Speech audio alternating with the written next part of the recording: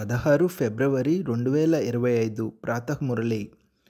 పూర్వజ మరియు పూజ్య అనే స్వమానములో ఉంటూ విశ్వములోని ప్రతి ఆత్మ యొక్క పాలన చేయండి. ఆశీర్వాదాలు ఇవ్వండి, ఆశీర్వాదాలు తీసుకోండి.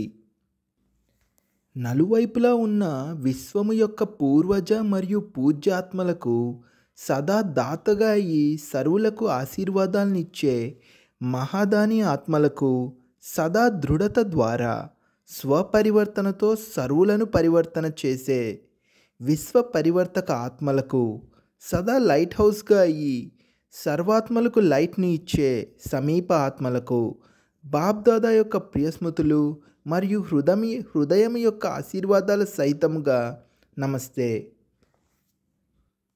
వరదానము: నిశ్చయం యొక్క అఖండ రేఖ ద్వారా నంబర్ 1 భాగ్యాన్ని తయారు చేసుకునే విజయం యొక్క తిలకధారి భవ. వివరణ: నిశ్చయ బుద్ధి పిల్లలు ఎవరైతే ఉన్నారో వారు ఎప్పుడూ కూడా ఎలా లేక ఇలా అనే విస్తారంలోకి వెళ్ళరు. వారి నిశ్చయం యొక్క ఎడతెగని రేఖ ఇతర ఆత్మలకు కూడా స్పష్టముగా కనిపిస్తుంది. వారి నిశ్చయము అనే రేఖ మధ్య మధ్యలో ఖండితమవ్వదు. ఇటువంటి రేఖ గల వారి మనస్తకములో అనగా స్మృతిలో సదా విజయ తిలకము కనిపిస్తుంది. వారు జన్మించడంతోనే సేవా బాధ్యత గల కిరీటధారులుగా ఉంటారు.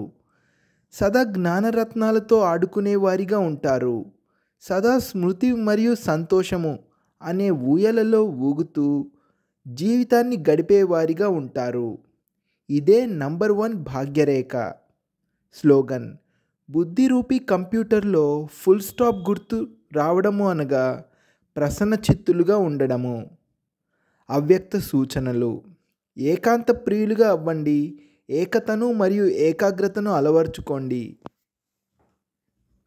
ఎవరికైతే అనేక వైపుల నుండి బుద్ధియోగము తెగిపోయి ఉంటుందో మరియు ఒక్కరికే ప్రియమైన వారిగా ఉంటారో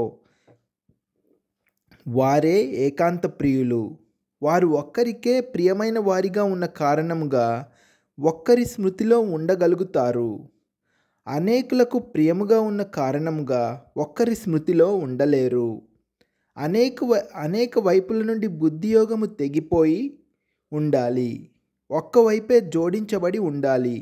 అనగా ఒక్కరు తప్ప మరెవరూ లేరు అన్నట్లు ఉండాలి. ఇటువంటి స్థితి కలవారు ఎవరైతే ఉంటారో వారు ఏకాంత ప్రియులుగా అవ్వగలరు.